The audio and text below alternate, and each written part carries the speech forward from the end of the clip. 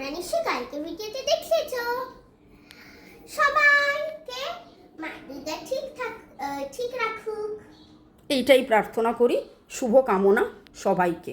আপনারা সবাই ভালো থাকুন, সুস্থ থাকুন, আনন্দে থাকুন এবং আপনাদের সবার পুজো এইরকম আনন্দদায়ক হোক, প্রপার কমিউনিকেশন হোক। ময়ূর হচ্ছে কমিউনিকেশনের সিম্বল, গ্রেসের সিম্বল, ভালো থাকার সিম্বল এবং এবং এই ফুল ভালোবাসা সম্পর্ক যাতে সবার খুব খুব খুব ভালো হয়, সেই সম্পর্ক ভালো যাতে হয়।